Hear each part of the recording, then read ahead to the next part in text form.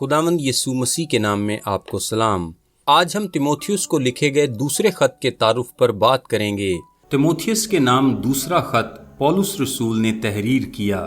یہ خط تقریباً 67 بعد از مسیح میں پولس رسول کے مروائے جانے سے کچھ ہی پہلے لکھا گیا۔ اگرچہ یہ نئے عہد نامے کی ترتیب میں آخری دکھائی نہیں دیتا، لیکن اصل میں دوسرا تیموتھیوس وہ آخری خط تھا جو پولس نے تحریر کیا۔ علماء یقین رکھتے ہیں کہ اس نے 64 سے 68 بعد از مسیح کے درمیان اپنے چوتھے مشنری سفر میں اس خط کو لکھا۔ علماء کے پاس یہ یقین کرنے کے لیے ثبوت موجود ہیں کہ دوسرا تیموتھیوس تب لکھا گیا جب پولس اپنی دوسری روم کی قید کی سزا کاٹ رہا تھا۔ وہ تیموتھیوس کو یوں لکھتا ہے کہ جیسے وہ بدکار کی طرح دکھ اٹھا رہا ہے اور ایک ایسے جرم کا ملزم ہوا ہے جس کی سزا موت ہے۔ پولس موت کے قریب جا رہا ہے اور تیموتھیوس کو لکھ رہا ہے جو ابھی بھی افسس میں ہے، جہاں پولس نے شروع میں اسے چھوڑا تھا۔ پولس تیموتھیوس کو یہ ہدایت بھی دیتا ہے کہ افسس کی کلیسیا کو خط کا بتائے۔ تیموتھیوس کے نام لکھے گئے دوسرے خط کا بنیادی موضوع خوشخبری کی خاطر مخالفت اور دکھ کے سامنے مضبوطی سے کھڑے ہونے کا بلاوا ہے۔ جیسے جیسے پولس موت کے نزدیک ہو رہا ہے، وہ اپنے عزیز فرزند کو لکھتا ہے تاکہ اسے ان مصائب اور تباہیوں کے باوجود جو اس کی راہ میں آئیں ایمان میں مضبوط کر سکے۔ اس خط میں پولس ذکر کرتا ہے کہ بہت سے دوستوں نے اسے ترک کر دیا ہے اور دیگر اپنے اپنے سفر پر چل دیے ہیں۔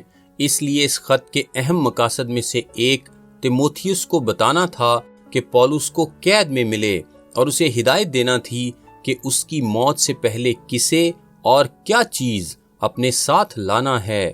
دوسرا مقصد جو ہم اس خط میں دیکھتے ہیں وہ ایک وسیع رخ میں ملتا ہے۔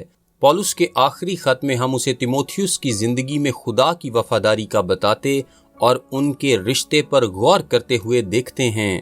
بہت سے علماء اسے پولس کی ایک الوداعی بات چیت کے طور پر خیال کرتے ہیں۔ اس بات کو ذہن میں رکھتے ہوئے ہم دیکھتے ہیں کہ اسے لکھنے کے لیے پولس کا دوسرا مقصد تیموتھیوس کے پاس اس کی خدمت کے لیے شخصی حوصلہ افزائی، ہدایت اور حکمت کا ایک خط چھوڑنا تھا۔ پولس تیموتھیوس کو اور ان لوگوں کو جن کی اس نے پاسبانی کی تھی جھوٹے استادوں کے خطرات سے خبردار کرنے کے لیے اس قدر فکر مند تھا کہ اس نے ان مصری جادوگروں کا واقعہ شامل کیا جنہوں نے موسیٰ کی مخالفت کی تھی۔ آپ اس کا ذکر خروج کی کتاب کے 7ویں باب کی 11ویں آیت، 22ویں آیت، 8ویں باب کی 7ویں آیت، 18ویں اور 19ویں آیت اور 9ویں باب کی 11ویں آیت میں دیکھ سکتے ہیں۔ اگرچہ ان کے نام پرانے عہد نامے میں نہیں لکھے گئے، روایت بتاتی ہے کہ ان مردوں نے سونے کا بچڑا بنانے کے لیے ابھارا تھا اور باقی بت پرستوں کے ساتھ مارے گئے تھے۔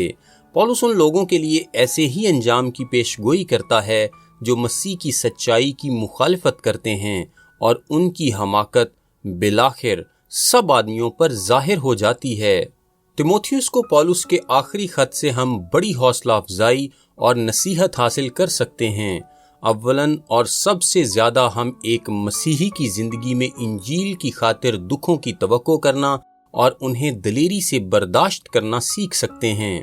پولس اپنے آخری خط کا آغاز تیموتھیوس کی یہ حوصلہ افزائی کرنے سے کرتا ہے کہ خدا کے روح کی قدرت کے وسیلے سے سارے خوف اور جھجک کو ایک طرف رکھ دے۔ وہ تیموتھیوس کو کہتا ہے کہ خدا کی قدرت کے موافق خوشخبری کی خاطر میرے ساتھ دکھ اٹھا۔